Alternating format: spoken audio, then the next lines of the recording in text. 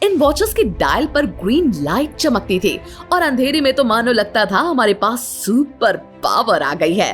सच में।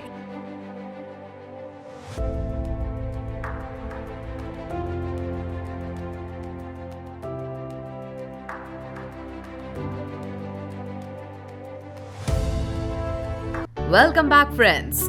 जैसा कि आप सब जानते ही हैं, हम हंसते खेलते मजेदार तरीके से केमिस्ट्री की कॉम्प्लिकेटेड से कॉम्प्लिकेटेड चीजें डिस्कस कर रहे हैं और ऐसे सिंपल मेथड से आगे बढ़ते बढ़ते ना जाने अब तक हमने कितने सारे टॉपिक्स के बारे में जान लिया है ना। अब रिसेंटली हम डिस्कस कर रहे थे about atoms, molecules, elements and compounds. याद है ना? आप चाहो तो झट से पिछले वाले वीडियोस देखकर यहाँ वापस आ सकते हो। आज भी हम एक बहुत ही इंटरेस्टिंग प्रोसेस के बारे में जानने वाले हैं।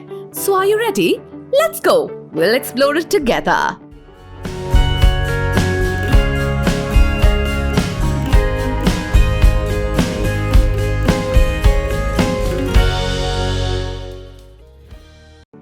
दोस्तों, जब हम एटम्स, मॉलिक्यूल्स कैसे फॉर्म होते हैं और एलिमेंट्स, कंपाउंड्स कैसे बन जाते हैं, ये डिस्कस कर रहे थे तो किसी ने एक सवाल पूछा।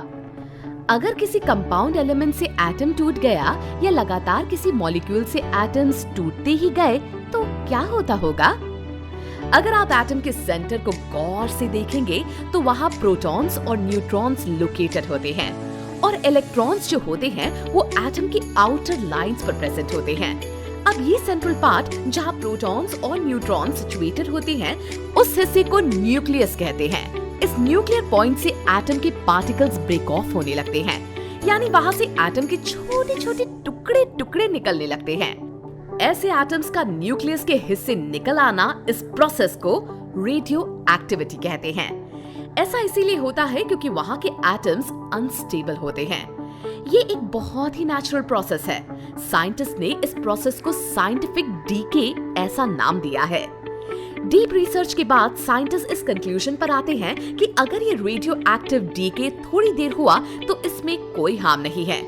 ये लो लेवल रेडिएशन नॉर्मल माना जाता है, लेकिन यही रेडिएशन बहुत देर तक चलता रहा और इसकी पावर भी बहुत ज्यादा रही तो ये सबके लिए हार्मफुल साबित होता है। यूरेनियम नाम का एक एटम है जिसमें ये नेचुरल रेडियो डीके होता रहता है।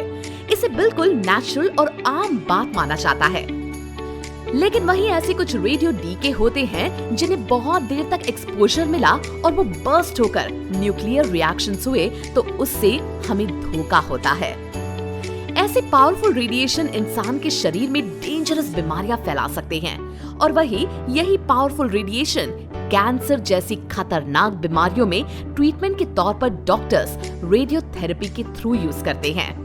फन फैक्ट, हम ऑलमोस्ट डेली जो फ्रूट कंज्यूम करते हैं, बनाना, उसमें भी रेडियो एक्टिव डीके पाया जाता है। लेकिन डरने की कोई बात नहीं है। बनाना में पोटेशियम होता है और उसके रेडिएशन लेवल्स बहुत कम होते हैं। तो साइंटिस्ट मानते हैं कि आप कई सारे बनानास भी खा लो, आपको इससे कोई डेंजर नहीं है। So don't worry. पुराने जमाने में मैजिकल वॉचेस आते थे। इन वॉचेस की डायल पर ग्रीन लाइट चमकती थी और अंधेरे में तो मानो लगता था हमारे पास सुपर पावर आ गई है। सच में। अब जाकर पता चला कि उस घड़ी में भी रेडिएशन प्रॉपर्टीज वर्क होती थी, तभी तो वो ग्रीन डायल अंधेरे में इतना चमकता था। वैसे पुराने जमाने में यूरेनियम के टॉय सेट्स भी आते थे। यूरेनियम अनस्टेबल एटम है तो इसमें कंटिन्यूअस डीके चलता रहता है। हालांकि बच्चों को इससे कोई खतरा नहीं होता है, लेकिन आज जब सोचते हैं तो सरप्राइजिंग फील होता है ना? आप लोग तो जानते ही होंगे कि हमारी कंट्री में एनिमल हंटिंग यानी किसी भी एनिमल को मारना और फिर उस एनिमल के बॉडी पार्ट्स निकालकर उन्हें बेचना इलीगल है।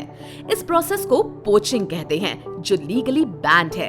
इस बात को जानते हुए भी एक पोचर ने एक बार हाथी का दांत, जिसे हम एलिफेंट टस्क कहते हैं, वो निकाल लिया। शायद वो आगे उसे बेचना चाहता था क्योंकि इसकी बहुत ज्यादा कीमत मिलती है, लेकिन लकीली ऑफिसर्स को इसकी खबर लग गई और उन्होंने इस पोचर को पकड़ लिया। अब पकड़े जाने पर पोचर झूठ बोलने लगा। उसने कहा, हाथी को मारे हुए तो बहुत समय हो गया है और ये हाथी मरा हुआ पड़ा था, इसीलिए मैंने उसका दांत निकाल लिया। अब साइंस का कमाल देखो, अगर हाथी को मरे हुए बहुत समय हुआ होता तो उसका दांत डीके हो चुका होता। कार्बन के डस्ट पर होने वाले रिएक्शन की वजह से डेड एनिमल्स में ये डीके पाया जाता है। तो जल्दी से रेडिएशन एक्सपर्ट्स को बुलाया गया। उन्होंने डीके लेवल्स चेक किया और इससे ये बात साफ हो गई कि हाथी को मरे हुए कुछ ही समय हुआ है। ऐसे हमारे रेडियो एक्टिव थ्योरी ने पोचर को पकड़वाया। साइंस भी कमाल की चीज होती है ना? सो फ्रेंड्स, इस तरह कार्बन 14 कितनी मात्रा में डेड बॉडी में प्रेजेंट रहा है, इससे पता चलता है कि एनिमल या प्लांट की डेथ होकर कितना वक्त हुआ है। इस प्रोसेस को कार्बन स्क्रीनिंग कहते हैं। सो एटम्स के क्रिएशन के साथ साथ हमने ये भी जाना है कि एटम्स की पार्टिकल्स जब अलग अलग होने लगते हैं तो क्या होता है। हर केस में रेडियो एक्टिविटी हार्मफुल नहीं होती, कुछ हद तक इसे नॉर्मल भी माना जाता है। इसकी प्रॉपर्टीज भी हमने जान ली, राइट? देखा, कहानी और किस्से कॉन्सेप्ट्स याद रखना कितना आसान बना देते हैं हम। अब वक्त है ऐसे ही और कॉन्सेप्ट्स के बारे में डिस्कशन करने का, लेकिन इस एपिसोड में नहीं, अगले एपिसोड में। आप देखेंगे ना अगला एपिसोड भी? तो जल्दी से हमारी माइंड वॉश यूट्यूब चैनल को सब्सक्राइब कीजिए ताकि आप नेक्स्ट वीडियो भी जल्दी से देख पाएंगे। और ये वीडियोस अपने फ्रेंड्स को जरूर भेजना ताकि वो भी एंजॉय करते करते सीख पाए। Okay? Now I'll see you in the next episode. Stay tuned to Mind Wars. Want to be the first to know of the videos on the Mind Wars YouTube channel? Hit subscribe and click the bell icon. And remember, knowledge increases when you share it. So like, share and tell your friends about the video.